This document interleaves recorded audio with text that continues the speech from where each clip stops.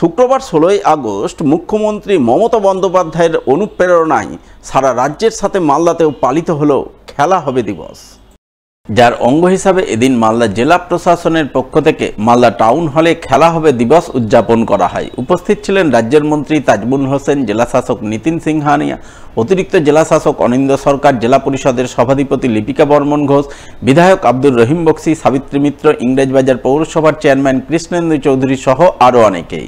এদিন তাদের সকলের উপস্থিতিতে নানান কর্মসূচির মাধ্যমে খেলা হবে দিবস উদযাপন করা হয়, যার অঙ্গ হিসাবে জেলা প্রশাসনিক আধিকারিকরা জেলার বেশ কয়েকজন কৃতি খেলোয়াড় ও ক্রীড়াবিদকে সংবর্ধনা জানান। আমাদের মাননীয় মুখ্যমন্ত্রী মমতা ব্যানার্জির অনুপ্রেরণায় আমরা 2021 সাল থেকে এই দিনটিকে খেলা হবে দিবস হিসেবে পালন করছি। আমাদের রাজ্যে সমস্ত কিছু উন্নয়নের দিকে মাননীয় মুখ্যমন্ত্রী তথা বর্তমান সরকারের নজর আছে এবং খেলাধুলাও তার ব্যতিক্রম নয়। আমাদের এখানে সমস্ত খেলাধুলার উন্নয়নের স্বার্থে আমাদের সরকার বিভিন্ন পদক্ষেপ নিয়ে চলেছে। আমাদের মালদা জেলাও এই খেলাধুলার ক্ষেত্রে অনেক কৃতিত্বের স্বাক্ষর রেখেছে। আজকে যে আমরা এই খেলা হবে দিবস পালন করছি, আজ আমরা এই টাউন হল থেকে আমাদের জেলার বিভিন্ন ক্রীড়াবিদদেরকে সম্মানিত করব এবং তারপরে আজকে এই প্রোগ্রামের শেষে আমরা একটা কৃতি ফুটবল ম্যাচেও সম্মিলিত হব। স্পোর্টস এনথুজিয়াস্ট আছেন, স্কুলের আমার ছাত্রছাত্রীরা আছে, অভিভাবক আছেন, কোচ আছেন, টিচার্স আছেন, সাংবাদিক বন্ধুরা আছেন।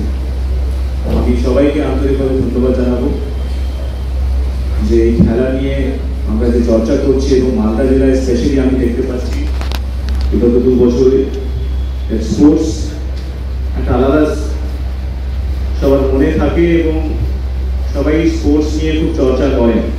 আমি আশা রাখবো যে এই স্পোর্টসকে আমরা কন্টিনিউ করি এবং আজকে একটা বিশেষ দিন আমাদের মাননীয় মুখ্যমন্ত্রী আমাদের উপহার দিয়েছেন।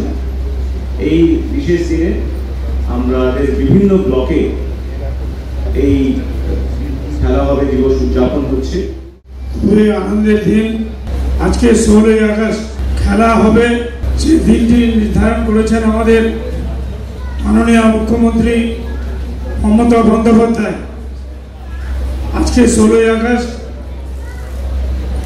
এই খেলা হবে ছেলেদেরকে এবং মেয়েদেরকে, যারা যে স্পোর্টসে সবচাইতে ভালো তাদেরকে এগিয়ে নেওয়ার জন্য এই খেলা হবে বলে যে দিনটি আমরা খুব আনন্দের সাথে, খুব গর্বের সাথে আজকে পালন করছি। অন্যদিকে খেলা হবে দিবস উপলক্ষে শুক্রবার পশ্চিমবঙ্গ সরকারের যুব কল্যাণ ও ক্রীড়া দপ্তরের উদ্যোগে প্রীতি ফুটবল ম্যাচ আয়োজন করা হয়। 4টি দলের মধ্যে প্রীতি ফুটবল ম্যাচ অনুষ্ঠিত হয় মালদা শহরের বৃন্দাবনী ময়দানে। উপস্থিত ছিলেন মালদা ডিএসের সাধারণ সম্পাদক কৃষ্ণেন্দু চৌধুরী, মালদা ডিএসের সদস্য প্রসেনজিৎ দাস সহ অন্যান্যরা। তাদের উপস্থিতিতেই খেলা হবে দিবসের অঙ্গ হিসাবে এদিন 4টি দলের মধ্যে প্রীতি ফুটবল ম্যাচ অনুষ্ঠিত হয় বলে জানা গেছে। মাননীয় মুখ্যমন্ত্রীর অনুপ্রেরণায় পশ্চিমবঙ্গ সরকারের খেলা দিবস 16ই আগস্ট, এটা প্রতি বছরই হয়।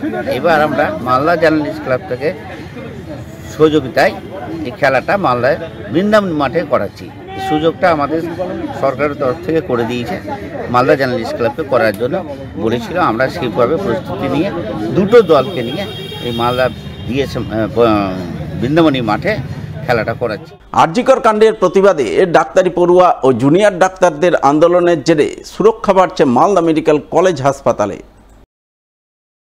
নতুন করে হাসপাতাল চত্বরে লাগানো হচ্ছে আরও বেশ কিছু সিসিটিভি। এই প্রসঙ্গে মালদা মেডিকেল কলেজের সহকারী অধ্যক্ষ ডক্টর প্রসেনজিৎ বর জানান, হাসপাতালের সুরক্ষা ব্যবস্থা নিয়ে তারা সিকিউরিটি সুপারভাইজারদের সঙ্গে বৈঠক করেছেন। বৈঠক হয়েছে জেলা প্রশাসন ও পুলিশ প্রশাসনের সঙ্গেও।